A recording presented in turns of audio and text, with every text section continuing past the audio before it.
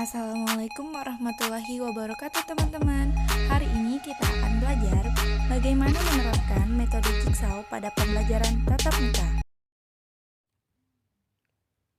Prosedur metode pembelajaran jigsaw meliputi langkah-langkah sebagai berikut. Yang pertama, pemilihan materi yang dapat dibagi menjadi beberapa segmen atau bagian. Yang kedua, guru membagi siswa menjadi beberapa kelompok-kelompok kecil sesuai dengan segmen atau bagian materi. Dalam metode jigsaw ini terdapat kelompok asal dan kelompok ahli. Kelompok asal adalah kelompok awal siswa terdiri dari beberapa anggota kelompok ahli yang dibentuk dengan memperhatikan keragaman dan latar belakang. Sedangkan kelompok ahli yaitu kelompok siswa yang terdiri dari anggota kelompok lain atau kelompok asal yang ditugaskan untuk mendalami subtopik tertentu untuk kemudian dijelaskan kepada anggota kelompok asal.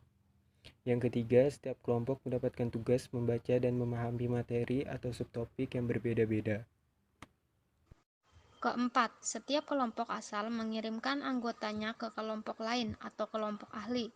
Di dalam kelompok ahli, siswa mendiskusikan bagian materi pembelajaran yang sama. Kemudian, setiap anggota merencanakan bagaimana mengajarkan subtopik yang menjadi bagian anggota kelompoknya semula atau kelompok asal. Yang kelima, setelah pembahasan selesai, para anggota kelompok kemudian kembali pada kelompok asal dan mengajarkan pada teman sekelompoknya pengetahuan apa yang telah mereka dapatkan saat pertemuan di kelompok ahli. Yang keenam, selanjutnya dilakukan presentasi masing-masing kelompok atau dilakukan pengundian salah satu untuk menyajikan hasil diskusi kelompok yang telah dilakukan agar guru dapat menyamakan persepsi pada materi pembelajaran yang telah didiskusikan.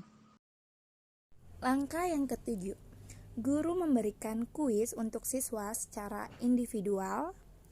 Langkah kedelapan, guru memberikan penghargaan pada kelompok melalui skor penghargaan berdasarkan perolehan nilai peningkatan hasil belajar individual dari skor dasar ke skor kuis berikutnya. Ini terdapat ilustrasi dari kelompok jigsaw. Alasan saya memilih metode jigsaw karena dibandingkan dengan pembelajaran model lain, model pembelajaran kooperatif tipe jigsaw memiliki beberapa kelebihan. Yang pertama, dapat mempermudah guru dalam mengajar dan menjelaskan karena di tiap-tiap kelompok sudah ada yang bertugas menjelaskan materi kepada rekan-rekannya. Yang kedua, penugasan pemerataan materi dapat dilakukan secara singkat, dan yang ketiga adalah dapat membuat siswa lebih aktif berbicara dan berpendapat.